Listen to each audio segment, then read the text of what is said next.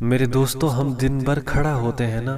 ہمارا ہیڈ اوپر کی طرف ہوتا ہے نا، لیکن جب انسان سجدہ کرتا ہے تو سجدے کی برکت کی وجہ سے ہمارے ہیڈ کو بلڈ سرکولیشن انکریز ہوتی ہے۔ ہمارے سکل میں جو سائنسز ہوتے ہیں نا، خاص طور پر پیرانیزل سائنس ہے، میگزلری سائنس ہے، فرنٹل سائنس ہے، جب یہ کبھی بند ہو جاتے ہیں موئسچر کی وجہ سے، ہم سجدہ کرتے ہیں نا، تو سجدے کی برکت کی وجہ سے ہمارے ہیڈ کو بلڈ سرکولیشن انکریز ہوتی ہے اور یہ سائنسز کھل جاتے ہیں۔ ہمارے برین میں اور سکل میں جو موئسچر جمع ہوتا ہے نا، اس سے ہمارے سائنسز بند ہو جاتے ہیں، اور یہ ایک نیچرل ٹریٹمنٹ ہے اللہ کی طرف سے، کیونکہ ویسے ہمارا جسم دن بھر کھڑا رہتا ہے اور ہمارے سینسز کے کھولنے کا کوئی اہتمام بھی نہیں ہوتا ہے،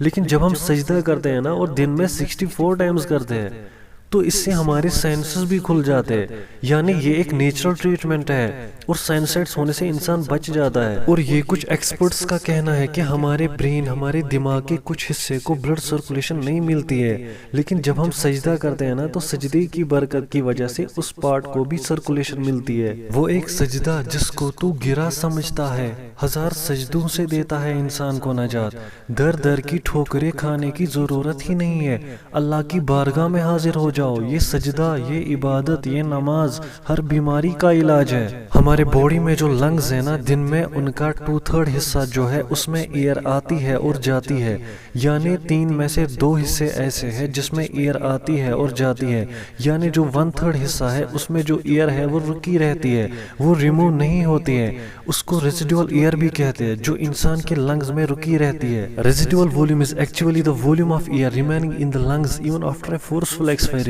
اور یہ 1100 ملی لیٹر سے 1200 ملی لیٹر تک ہوتا ہے، اور یہ ریزیڈول ایئر انسان کے لنگز میں ہی رہتی ہے، کیونکہ انسان دن بھر اوپر کی طرف ہوتا ہے، سیدھا کھڑا رہتا ہے، تو انسان کے لنگز میں یہ 2/3 حصہ جو ہے صرف اس میں ایئر آتی اور جاتی ہے،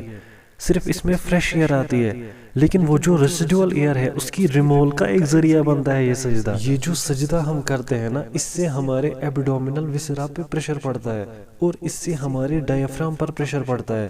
اور اس کی وجہ سے ہمارے لنگز پر زور پڑتا ہے، جس کے رزلٹ میں یہ ریزیڈول ایئر باہر نکل آتی ہے اور فریش ایئر ہمارے پورے لنگز میں جاتی ہے، تو اس کی وجہ سے انسان لنگ ڈیزیز کا بہت کم شکار ہوتا ہے، بہت کم چانسز ہوتے ہیں لنگ ڈیزیز کے شکار ہونے کا۔ میں نے پہلے بھی کہا نا کہ وہ ایک سجدہ جس کو تو گرا سمجھتا ہے، 1000 سجدوں سے دیتا ہے انسان کو نجات۔